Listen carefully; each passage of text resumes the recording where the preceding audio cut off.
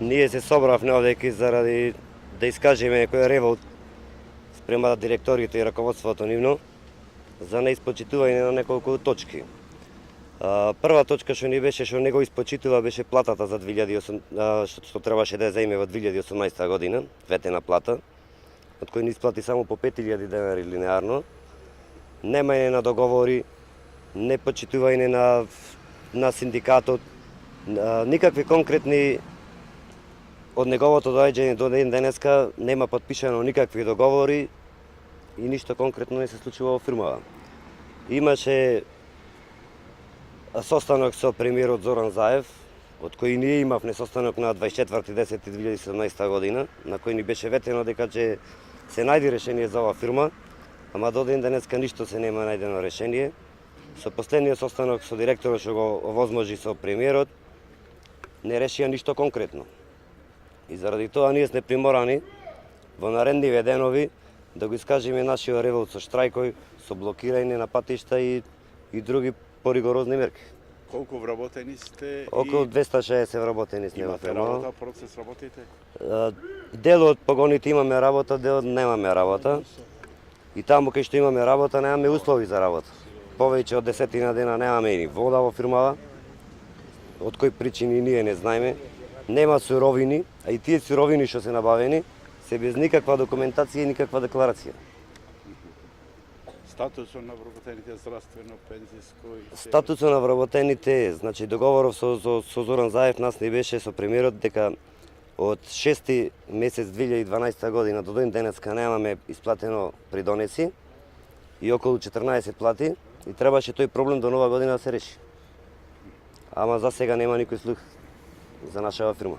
Во моментов имаме две барајна. Едно од тие барајна се да се реши проблемот со придонесите од 6 месец 2012 година до ден денеска и да отпочнеме со бруто плата како сите вработени во Република Македонија. Доколку не се случи? Доколку не се случи тоа, приморани сме на штрек.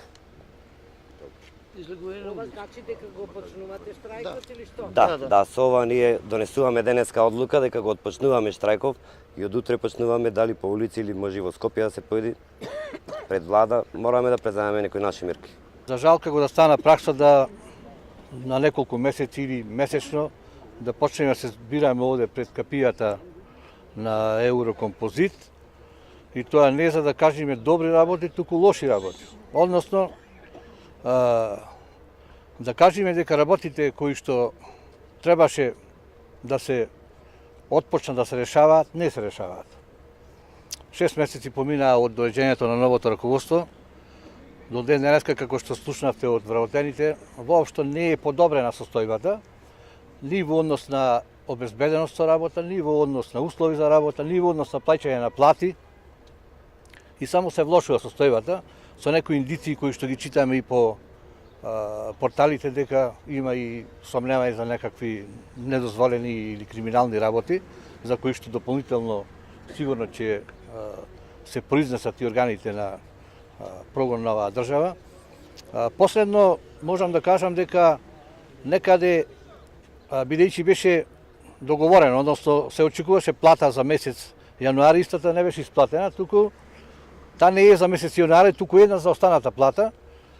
Туку се исплати по 5000 денари, некаде во просек. Со тоа испративме писмен допис до раководството дека бараме преговори со менаџерскиот тим и со управниот одбор со цел да изнајдеме решение за проблемите. На тој состанок не добивме никакво ветување дека има подобрување, односно не беше кажано ни дека има работа, ни дека ќе има плата. После тоа беше на тој состанок договорено да се одржи уште еден состанок со представници на со управниот одбор, односно со представниците на одборот на директори и директорот и представници на гранковиот синдикат. До таа средба не дојде и не е дојдено се уште, иако таа требаше да се одржи вчера. По тоа што договаравме.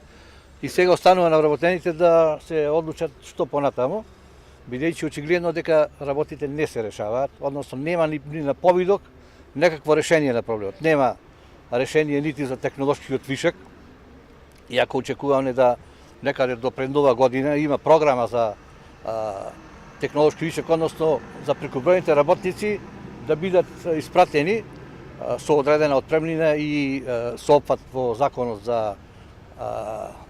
односно за законот кој што ги згрижува стечајните и работници на државните фирми. Тоа досега се нема решено и нема ни повидок кога ќе се реши.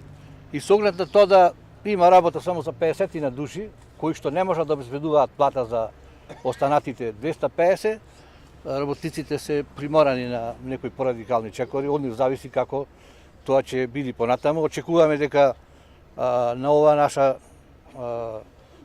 пресконференција ќе има некаква реакција од страна на представниците на владата, бидејќи ние мора 1000 пати да повториме дека државата, односно владата, е собственик на оваа фирма.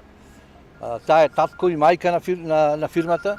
Треба да се грижи за незината положба и положбата на вработените. И сметам дека воопшто не представува никаков проблем да досега се решеше оваа фирма. Од кои причини тоа не се прави, дали од немање време, дали е малку време. Ако му е малку време на сите, ние сме спремни да преговараме за некој рок во кој што тоа ќе се случи, а без да има некакви вакви застои кои што му сметаат на работниците. Инаку сметам дека иде ова како провокација да вработените постојано застануваат, па на тоа да добиваат нули бидејќи се во штрајк, да не земаат плата и крајно да се испровоцираат да преземат некои други радикални мерки како покренување стачајна постапка што не одговара да самите ја покренат. Ако раководството смета дека оваа фирма нема услови да работи, таа треба да предложи мерки и како да дојде до излез од оваа ситуација. Значи, на прашање можам да ви одговорам дека доколку бараме санитарни инспекции и трудова инспекција, ова фабрика треба да се затвори, моментално да се затвори. Како прво, санитарните чворови се испод нула. Ако ви кажам дека немаме ни чистачки, да не зборуваме за ХТЗ опрема, за вода за пиење, 10 дена недостасуваше, од кои причини не знаеме. И овој протест, значи моравме да го карактеризираме како застој, затоа што многу пати сме правеле штрајкои и негативно ни се одразува за тие после 5 дена што следува од синдикатор, што ни следува како за штрајк, ни пишува нули, што никаде го нема на дуњавата. Значи, и еден апел би имал до премиерот, а исто така да го повикам и господинот Кочо Анджушев, кој на 2-3 средби ни вети дека ќе се реши брзо проблемот, но еве 2-3 месеци поминаја, не сни мрднати ни 1 милиметар. Значи, истовремено апел до господинот Зоран Заев да не малтретира сега на овие, сите сме отприлика по 60 години по улици да одиме протести, да правиме и блокади. Значи, јасно ни дека клучо е кај него, дека без негова согласност ништо не можеме да решиме.